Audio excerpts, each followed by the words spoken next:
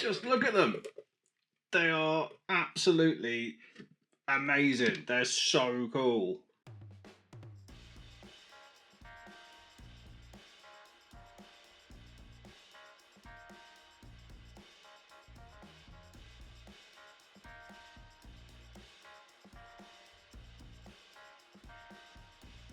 Hello and welcome to another episode. You're probably wondering why I'm holding this massive drill. You may recognise this as one of the terrain pieces that's been designed by, it was Karl Marx on Griffon. He's recently updated his Instagram handle to Griffon Vaults. He recently held a heresy event over in Berlin and he pretty much lit up the internet / heresy community with his absolutely insane dedication to bespoke, literally handmade tabletop boards. I've never seen anything like it and it is very inspiring. A couple of months ago he previewed the boarding Torpedo for Zone Mortalis, and given I was on a massive Zone Mortalis hyper focus in preparation for Greetings from the Warp, I literally slid into his DMs and I was like, I want that. I want one of those now. These are everything I could hope for through an FDM printer. Absolutely insane. The quality is first class. They're a dream to print, they're a dream to paint, and they look absolutely stunning on the tabletop. So much so, I've actually got two. Well, that's a lie, I've got 3, 4. I've got 4 at the moment, because they're just so cool. And they're amazing terrain pieces, and they're amazing centerpieces that just really stand out and give that extra bit of height. It's pretty obvious that I'm very excited to share this video with you.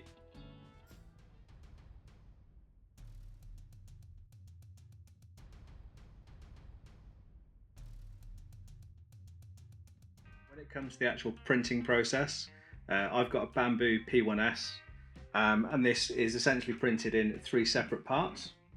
So you've got 2 parts for the base, and you've got a third piece, which is the drill head.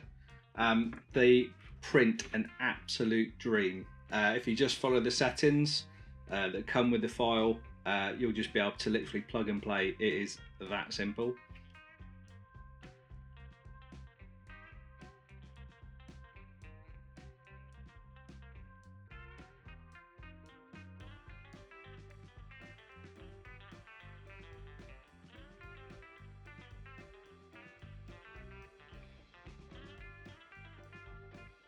Turning to painting, first and foremost, I use camouflage brown paint from Halfords.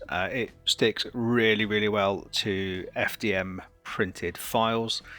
For the red drill, I used Mephiston Red for the red colour, just straight out of the can.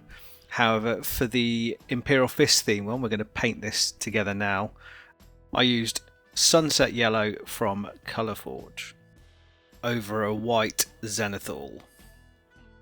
Now when it comes to highlighting the panelling, this is a very simple process using a black from Vallejo.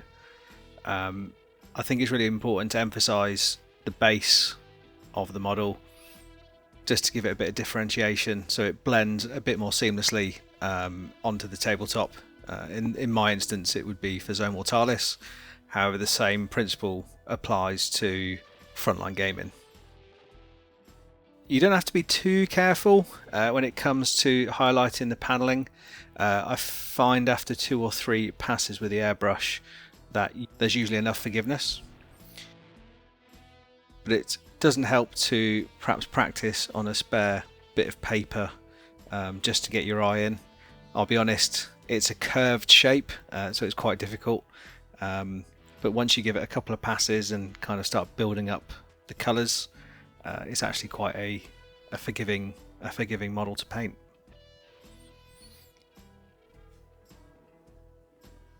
So again, it's just literally just tracing the entire model. As I previously mentioned, this is the 3rd or 4th that I've actually painted at this point, and I probably will add a few more in the future.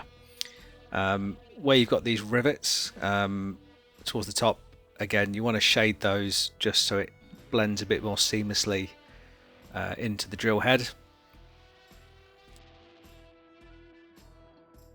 So first and foremost, we're going to do the really exciting thing of just basically accentuating or weathering, dumbing down all of these little vents.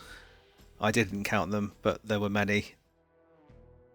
Again, you want to emphasize the bottom of the model, just so it links a bit more seamlessly, and it looks like it's another weathered mechanical part.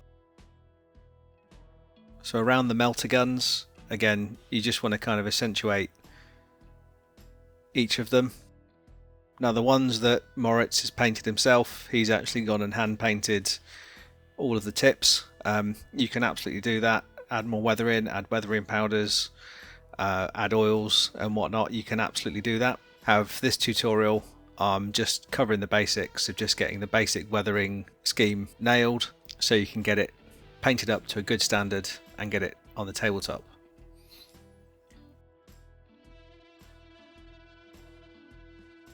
It's at this point when I realised I should have probably gone and found the Lazy Susan that's in the kitchen hiding somewhere.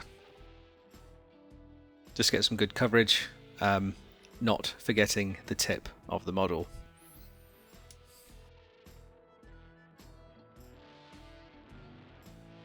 Next up, we're going to move on to stencils. So first and foremost, you want to give it a good covering of satin varnish to protect the model and to protect all of the hard work that you've done so far.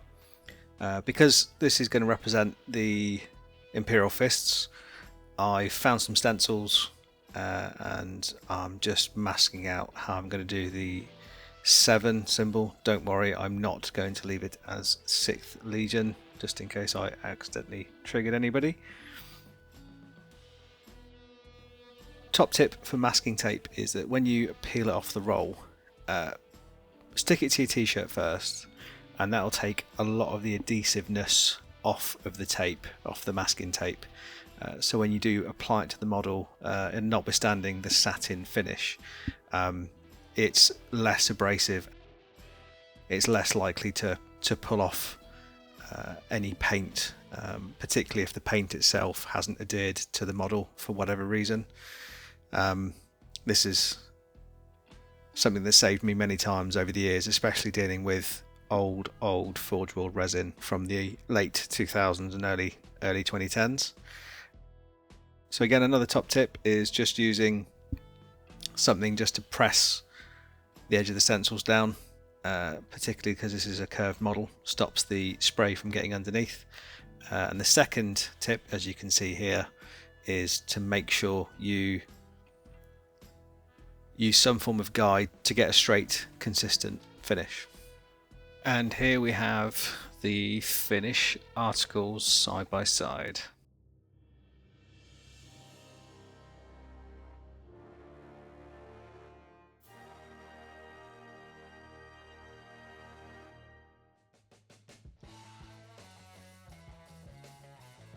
Thank you very much for watching this video. Please like, comment and subscribe if you've not already done so. If you want to get your hands on one of these, please check out Griffon Vaults, specifically his Instagram, Patreon and Colts 3D.